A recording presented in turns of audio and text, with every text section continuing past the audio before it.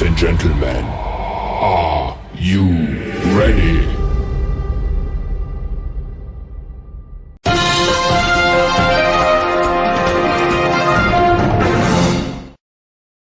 Oh, yeah, motherfuckers. Oh, yeah, I'm back. This is your main man, Mr. K. You dig it? Baton Rouge Mayor.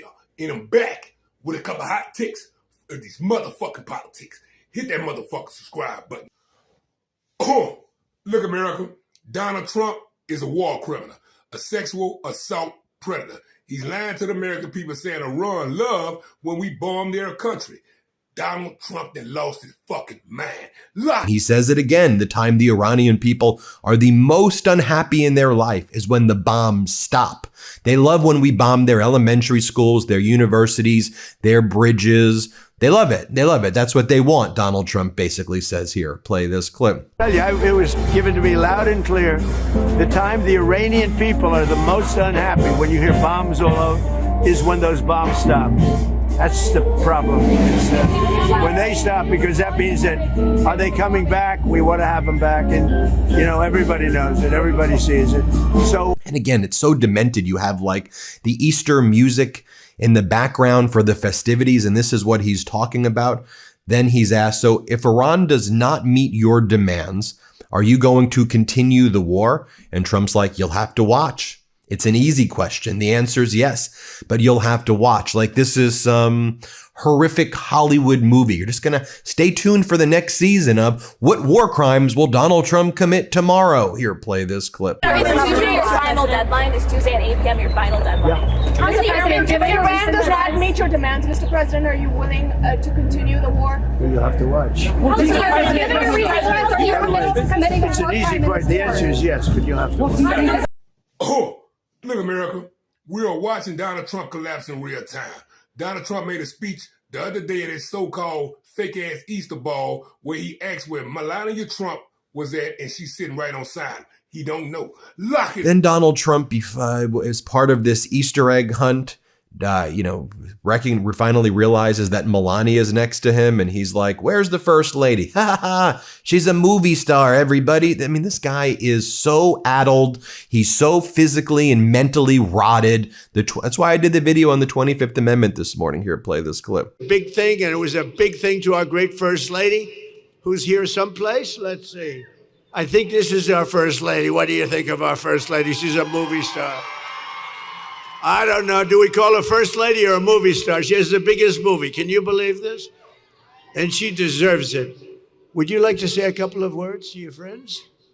Donald Trump's like, if it were up to me, I would keep the oil. I want to keep all of Iran's oil. Play this clip. And we've obliterated a very powerful country in 34 days.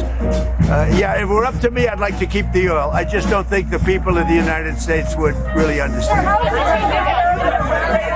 Then going back as he has like the Easter bunny next to him while he's talking about the military. I mean, I just wonder like who's in this Easter bunny costume, like as Donald Trump is spewing this. You think he makes Marco Rubio go in the Easter bunny? I mean, I think that there is a high, I'm being sarcastic, just so you know, I'm not going to lose but there's a high probability under my sarcastic scenario that Marco Rubio is there wearing those size 15 clown shoes that Donald Trump makes him wear. But anyway, Donald Trump's like, I just want to say that we have the greatest military. Look what we did in Venezuela, and look how much I'm using it in my second term, while Marco Rubio's there, hypothetically, in the bunny suit. Here, play this clip. We look forward to it, but I just want to say we have a great military. We have the greatest military, the most powerful military any place in the world. You saw what happened with Venezuela. And it's an honor. I built it in my first term, and I didn't know I was going to be using it this much in my second term, but it's my honor, and they're the greatest people on earth. Our warriors are the greatest fighters on earth, and they very much appreciate you and love you, and that's why they do it. Now, one of the things we're also learning about is while this was taking place, Massive escalation taking place in the war in Iran right now. Iran's South Pars petrochemical facility was attacked once again with multiple explosions being reported. The Israeli and U.S. Air Force attacking Iran's largest petrochemical facility, which accounts for about 85% of Iran's petrochemical exports. Remember, the last time the South Pars facility was attacked, Iran then immediately hit the Qatari facility in the northern oil fields, because the South Pars and Qatar, they share that same South Pars northern facility right there. So we're going to be focused on if there's going to be retaliation there. I think there will be, and there will be retaliation, I think, in the other petrochemical facilities that are in the region. In addition, Sharif University of Technology, Iran's top engineering university, was hit by a U.S.-Israeli strike today. Labs, buildings, mosques, a data center, nearby gas facilities seem to be destroyed. Sharif is often called Iran's MIT, a core hub for science, engineering, and elite talent. It trains many of Iran's top engineers, tech entrepreneurs, scientists, including in the fields of aerospace, nuclear, and advanced research. Iran's Foreign Minister Araghchi responding, Israeli U.S. aggressors have bombed the MIT of Iran.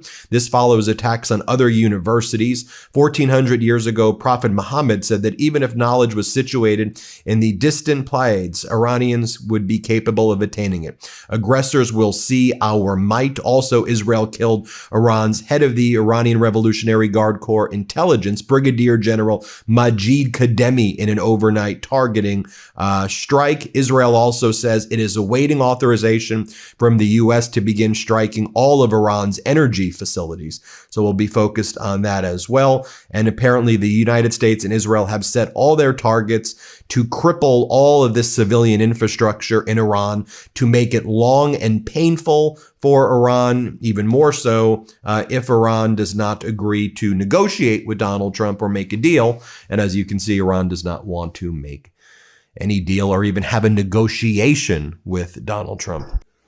Oh, look, America. Donald Trump and Cocaine Pete Hegseth is giving a speech about the war in Iran. While Pete Hegseth, Cocaine Pete Hegseth, giving a speech, Donald Trump standing up, sleep, lock his motherfucker. From me, one of hundreds of thousands who fought in Iraq and Afghanistan, who watched previous foolish politicians like Bush, Obama, and Biden squander American credibility. This is not those wars. President Trump knows better. Epic Fury is different. It's laser focused. It's decisive. Our objectives, given directly from our America First president, remain exactly what they were on day one. These are not the media's objectives, not Iran's objectives, not new objectives, our objectives. Unchanged, on target, and on plan. Destroy missiles, launchers, and Iran's defense industrial base so they cannot rebuild. Destroy their navy, and Iran never gets a nuclear weapon. Our objectives from day one. Oh, look, America. Now, the two war criminals, Cocaine Pete Hegseth and Donald motherfucker Trump, while they giving a speech, check this shit out, America. Donald Trump is standing up, sleep. I mean fucking sleep. Lock his... Here's the thing about the media, though. If President Trump had not acted, you'd be screaming, why not? And now that he has taken decisive action, you're asking, well, why did you? It's the same old tired playbook, TDS in your DNA. But the hardworking, God-fearing, patriotic Americans out there know better. Here's a fact that you don't hear on your networks, but we know.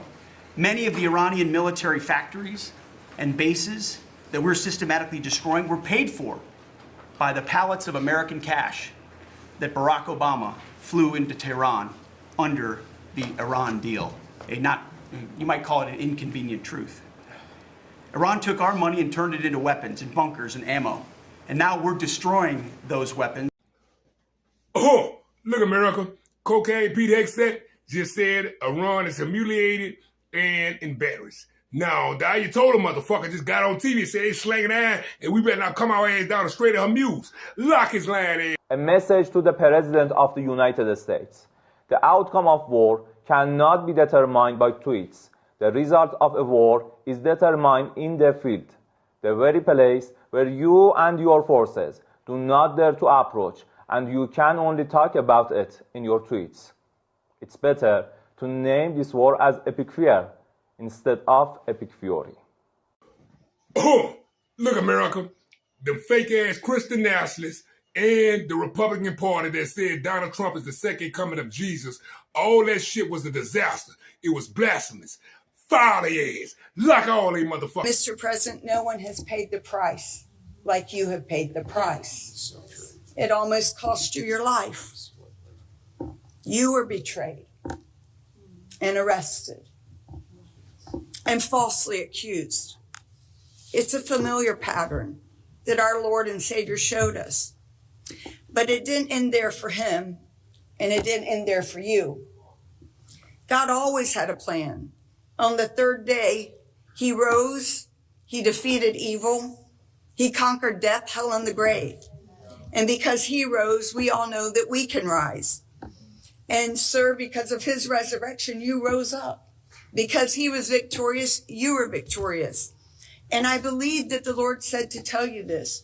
Because of his victory, you will be victorious in all you put your hand to. Oh, look, America, Donald Trump, from the top to the bottom, is a fraud, a grifter, a fanatic, and an extremist. Need to put the handcuffs on him. Lock all they motherfucking ass up, him and his whole motherfucking administration. President Trump is asking the Supreme Court to review a New York civil jury's finding that he was liable for sexually assaulting and defaming writer E. Jean Carroll. In 2024, a federal appeals court upheld the jury's verdict against Trump, ruling the judge did not make mistakes that would require a new trial.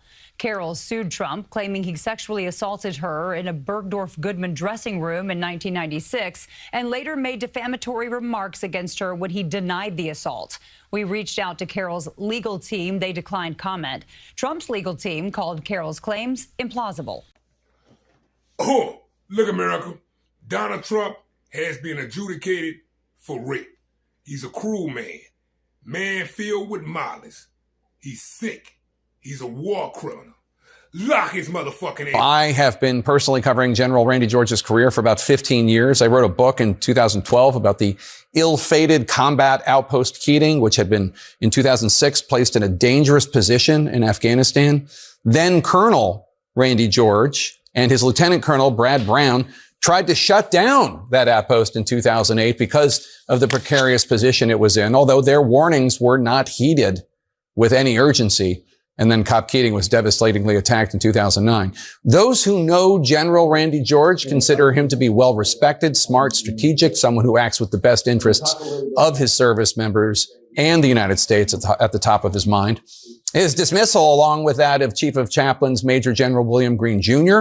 and Commander of Army Transformation and Training Command General David Hodney, are just the latest in a string of abrupt firings that Hegseth has carried out inside the Pentagon since he took office. Hegseth has fired more than a dozen senior military officers over the last year. In fact, he's almost completely remade the Joint Chiefs of Staff. Just two officials remain from before President Trump took office. Marine Corps Commandant General Eric Smith and Chief of Space Operations General B. Chance Saltzman. Now, you might have noticed if you look at that photo, Hegseth's version of the Joint Chiefs, those are entirely white men, despite the fact that as of 2024, nearly 33% of active duty service members are of color, and nearly 18% are women. Hegseth made it quite clear that that type of representation in the top ranks does not matter to him. The era of DEI is gone at the Defense Department, and we need the best and brightest. Physical standards must be high and gender neutral. If women can make it, excellent.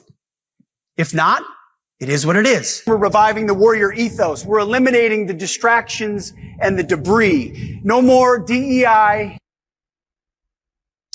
Two of the first leaders Hegseth let go were former Joint Chiefs Chair General C.Q. Brown, the second black officer to hold that post, and Chief of Naval Operations Lisa Franchetti, the first woman to lead the U.S. Navy.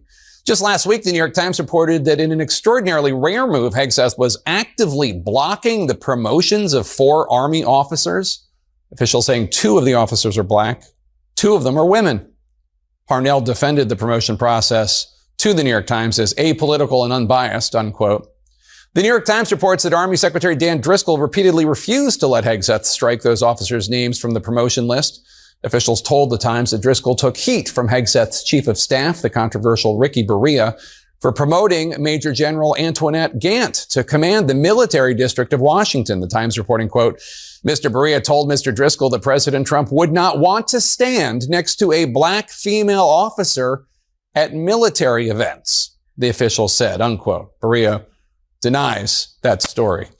Driscoll is someone Hegseth perceives as a threat, sources tell CNN. Unsurprisingly, he has worked closely with the now retired General Randy George. Hegseth's firing sprees targeting women, targeting people of color, or even just those he feels personally threatened by. This all comes as the U.S. is weighing a further escalation in the already unpopular war in Iran, a ground invasion that could potentially risk the lives of thousands of troops, which only 11% of U.S. adults polled by CNN support. In that same poll, incidentally, Secretary Hegseth himself is registering at a 35% approval rating, with 65% of the American people disapproving. And now, without the guidance of tenured military officials who have served for decades honorably, that guidance, because Secretary Hegseth is either dismissed or hamstrung for reasons that remain unclear to even top military officers, now the Trump administration is scrambling to prove to the American people that there is a clear plan for the war in Iran and that it's worth the costs of thousands of U.S. troops that they're putting in harm's way. Oh, look, America. Donald Trump must have hit that dope, smoked the rock, or just drunk some motherfucking bleach or something. This son of a bitch said, Iran people say, please keep bombing them. Who the fuck he think we are? Lock his motherfucking ass up. You know the people ain't saying. Yes, please. Thank you, Mr. President. You've said Iranians would be mad if you stopped these attacks, but why would they want you to blow up their infrastructure, to cut off their power? Wouldn't that be punishing Iranians for the actions of the regime? They would be willing to, and it's suffering. They would be willing to suffer that in order to have freedom. The Iranians have, and we've had numerous intercepts. Please keep bombing. Bombs that are dropping near their homes. Please keep bombing. Do it. And these are people that are living where the bombs are exploding. And when we leave and we're not hitting those areas, they're saying, please come back, come back, come back. These are the people. I don't know what they do. All I can tell you is they want freedom. They have lived in a world that you know nothing about. It's a violent, horrible world where if you protest, you are shot. I can only say this. They want us to keep bombing, even if it jeopardizes, because their life is in much greater danger. They want freedom for Iran.